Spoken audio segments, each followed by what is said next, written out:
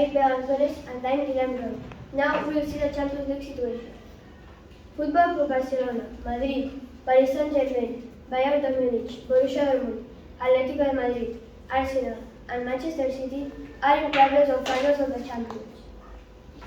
For one side, they play Arsenal versus Bayern, who draw 2-2, with goals of Saka and Leandro Trossard from Arsenal, and with goals of Serge Gnabry and Harry Kane from Bayern. Madrid versus Manchester City, who draw 3-3, with goals of Phil Foden, Gvardiol and Bernardo Silva from City, and with goals of Rúben Dias, Rodrigo and Valverde from Madrid. For the other side, Borussia Dortmund versus Atletico. For the other round, pass Borussia Dortmund because wins Atlético de Madrid 4-2 with 5-4 in the global. The goals were scored by Matheus Hummels and Ángel Correa from Atlético de Madrid, and goals of Julian Brandt, Ian Matheus, Niklas and Marcel Sabitzer from Borussia Dortmund. Paris Saint-Germain passed.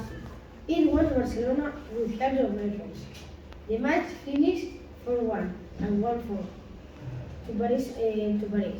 The goals were made by Dembélé, Vítor Machado and 2 goals from Mbappé. The only goal of Barcelona was made by Rafinha. For the other side, passed Bayern Munich 1, Arsenal 1-0. The only goal of Kimmich. And Madrid wins Manchester City with a lot of luck in penalty shootout, with a global 4-4 and a 1-1 in the match. The goals were scored by Kevin De Bruyne from Manchester City and Rodrigo by Madrid. For Madrid. Now in semi-finals will play Bayern Munich versus Madrid and Paris Saint-Germain versus Borussia Dortmund. Hola, som la Cara Vilatxell i ara us explicarem les notícies internacionals. La notícia és a cops de puny al Parlament de Geòrgia, que va passar el passat 16 d'abril del 2024. El líder del partit dels ciutadans de Geòrgia, Aleko Elisashvili, li va donar un cop de puny a la cara al líder del partit Somni georgià, Mamuka Mediniradze. L'agressió va passar quan Mamuka parlava davant de la comissió del Parlament mentre debatien sobre el projecte de llei d'agents estrangers. La tensió havia anat augmentant durant el debat a la mateixa hora que milers de persones s'estaven manifestant a la cèntrica avinguda Rustaveli de Tbilisi, als voltants del Parlament georgià.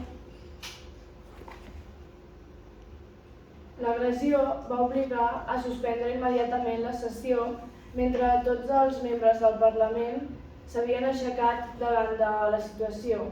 En aquest punt, les televisions van tallar totes les emissions. Quan Aleko estava declarant, la premsa va insistir a criticar el projecte legislatiu i deia: ens estan arrossegant cap a Rússia. No és moment de quedar-se assegut a casa, els hem de fer fora del Parlament.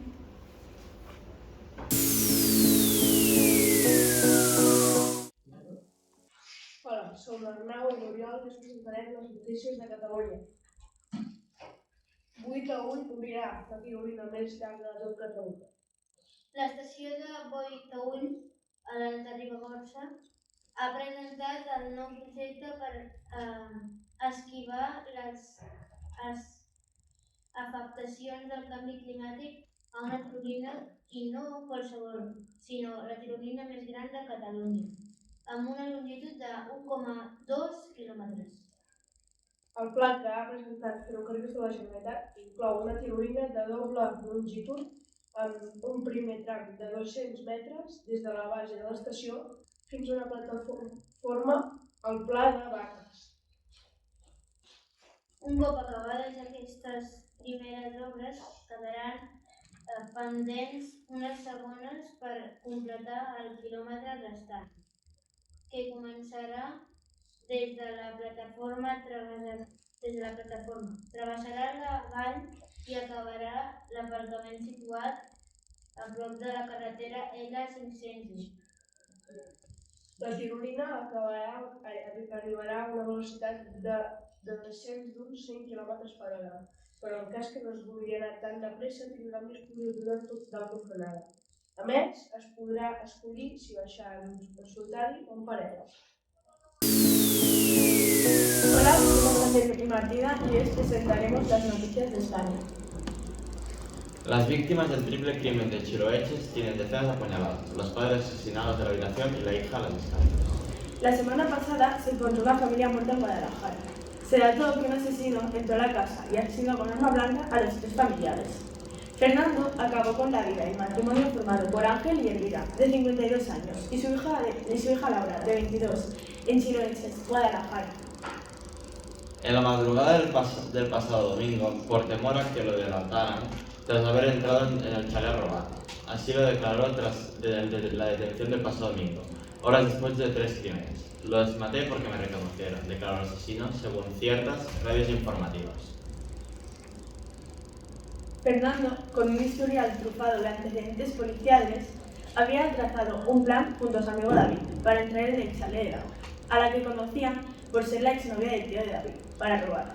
Ella, indican fuentes de la investigación a este periódico, les había contado tiempo atrás que su padre tenía una colección de relojes de lujo y guardaba 5.000 euros en efectivo dentro de la vivienda. Fernando entró en la casa solo, nadie más la acompañó. Elvira se dio cuenta de su presencia al escucharlo.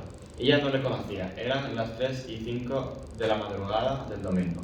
La mujer llamó al 112 y dijo: "Alguien ha entrado a mi casa", alertó como entrecortada. Laura lo vio y en ese momento el robo se convirtió en asesinato. Fernando, tal como ha admitido, tuvo miedo que Laura le denunciara y decidió matar a la familia. El padre le dio más de 20 puñaladas. El hombre opuso una gran resistencia.